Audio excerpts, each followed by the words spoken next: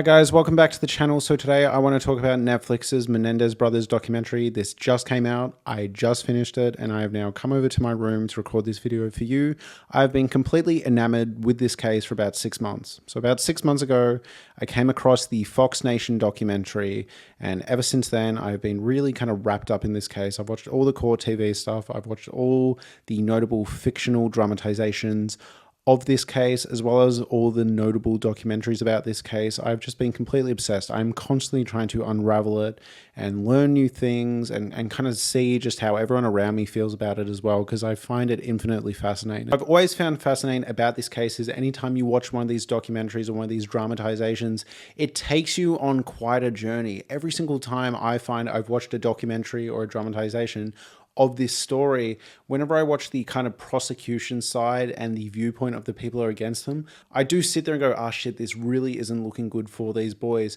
But every single time that it starts getting into their story, what they went through, what they allege happened to them, you go on this like emotional roller coaster, this journey with them. And I've always found that so compelling with the case, because whoever you listen to does make good points, but overall it always ends up in the same sort of conclusion where you're just left feeling awful for what these people went through and what they had to resort to. I've always found it incredibly fascinating.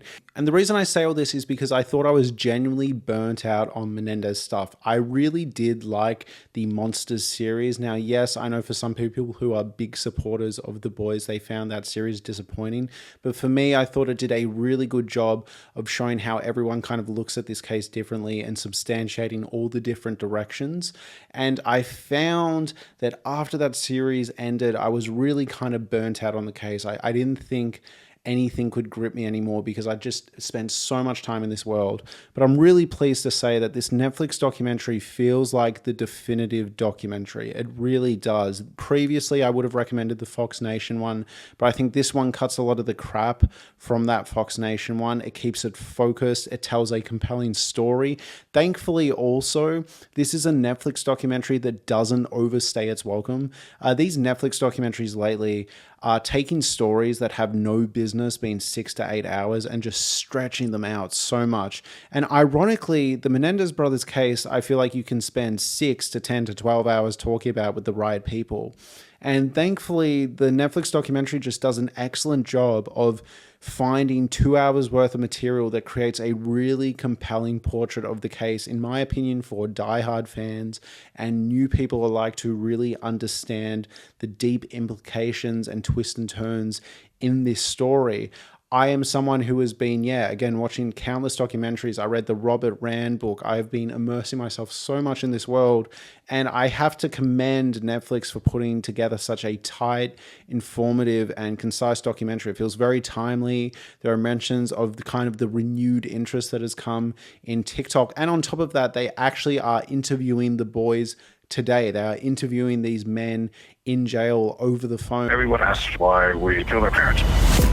Maybe now people can understand the truth. And it makes the documentary infinitely more compelling. Now, I will say, I was slightly disappointed that we didn't have any new major revelations from these phone calls. And to me, it feels like most likely what's going on here is because the case is potentially going to court again sometime soon. I guess these boys want to stick to what they've already put out into the public and not add too much more.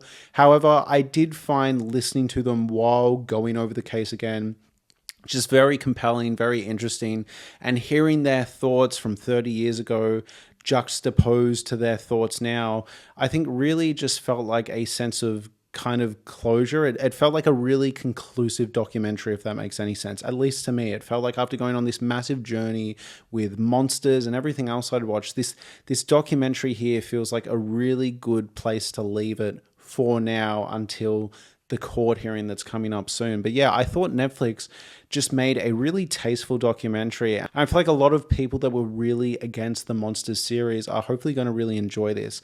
I think, again, the first 40 minutes, similar to all these other ones, does a really good job of painting this picture of these, horrific boys that murdered their parents. It really puts you in the state of the general media at the time. You are sitting there going like, oh my God, like, yeah, this is a lot. And somehow, yet again, like a lot of these other documentaries, they managed to pull the rug out from under you. In my opinion, there's no way any reasonable, emotionally intelligent person will finish this documentary without at least believing these boys at least a tinsy wincy bit. Even the hardest of hard-ass men that probably would have voted against them in that jury would have a tough time feeling that way now. I also think it's a really impressive list of people that they have gathered for this documentary. They've got Robert Rand, they've got the lead lawyer of the prosecution. She is an absolute character, by the way. She's really interesting, and I know this might ruffle some feathers, but the thing I find with her is anytime I listen to her, I hear her concise, logical points of view. I think she is compelling. I do think for someone who is against the boys, she knows how to word herself well. She makes very convincing arguments, and I feel like if anyone listens to her enough, they will sort of start to turn on the boys. And I think this documentary does a good job of letting her have her day in court while still letting the boys have their day in court. This documentary also obviously features the two Menendez brothers, which just feels like a crowning achievement. I am so glad Netflix went to this effort to get this done. On top of that, we have multiple interviews with different jurors. We also have Anne Burgess, who is such a well-regarded person in her field and completely kind of shifted the credibility of the boys' case. You know, the fact that usually she used to go for the prosecution and she was so compelled by the evidence that she felt was there for the boys that she actually sided with them was a huge deal. I also really appreciate the visualizations of some things we see. I think this is the best substantiation of how the boys felt in their home. The fear that they felt, the imperfect self-defense theory is best explained in this documentary. I think the thing I can credit this documentary about the most is there have always been a few details in this case that I've always just had a slither of doubt of, or I've just needed that extra bit of convincing. And I think the way the documentary has kind of compiled all the footage and really let you sit in these moments kind of won me over. I thought the visualizations of the drawings that Eric did, like laying it all out and having Anne talk us through it, was so well done. I think also the interviews with the psychologist that kind of cracked the case as to what was really going on in the home makes for such compelling kind of evidence that it's really hard not to believe them by the end of this documentary. I think the editing and what they get out of all these appearances is just so effective, and to me this feels like the definitive Menendez brothers documentary. I think this combined with the Law and Order true crime and Hot Take, I think combined with Monsters to an extent, you get a really good sense of how this case was viewed and also what this case truly is. I also love the way this documentary ends. I love that it actually brings up TikTok kind of coming to this renewed kind of interest in the case. And I also think the ending note from Leslie Abramson is actually really fascinating. I kind of want your opinion at home. What do you make of that comment from Leslie Abramson? Because to me, it almost feels like she's done with the case and has almost thrown in the towel and given up on them. Now, maybe she is just bitter and jaded by the court system and how they were treated, but she seems rather disinterested, and she seems almost annoyed by this kind of young audience that is rooting for the boys to get out and renewed interest in the case. What did you guys make of the Leslie Abramson bit at the end? I found it really quite fascinating. I also found the juxtapositions that this documentary explored with Oprah Winfrey back then and now really effective. I thought the O.J. Simpson parallels and bringing that in was the most compelling. I found that as well. I found previously in some of the TV show productions and documentaries, it felt like a bit of a reach or they didn't really substantiate it well, but here it felt really kind of compelling and interesting and fascinating. And yeah, I also really liked the section where I believe it was Eric talking about the fact that, you know, even though we understand why we did what we did, you know, we feel awful for what we did and we don't kind of stand by our actions. I found that really, really fascinating. I actually think it's essential supplementary material to the Monsters series. You know, to me, it felt like Monsters was a very heightened version of what we see in this, you know.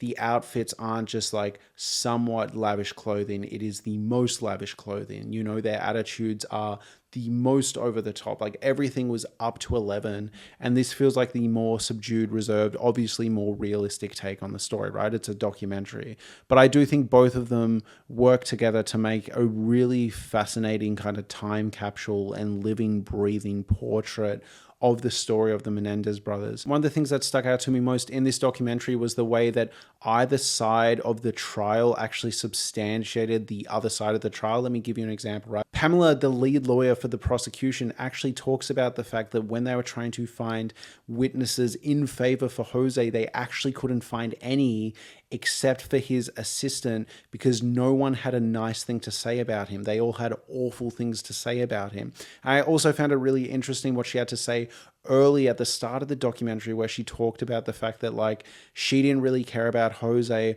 or the boy. She was really interested in just this woman who was like a victim of the sons and the husband. I found that incredibly fascinating and really telling about Jose, right? So that almost leans in favor of the boys. And similarly, I found it interesting that the psychologist talked about the fact that Lyle was quite manipulative. This was something that people really were against. Monsters, the Lyle and Eric Menendez story, people were really upset with that show for exploring that angle, and maybe it was over dramatized and overdone. But it's interesting that someone who was in favor of the boys brings this up and talks about it, because I do think if that is true, if that is the case, that Monster show did capture that dynamic in pockets really effectively. But yeah, I just think there's no way anyone can watch this documentary and not at least believe the boys a bit. I thought this was absolutely excellent. I'm really pleased to say that as well. I'm really curious to see what you guys think of it at home. Thank you so much for watching, and have a lovely day.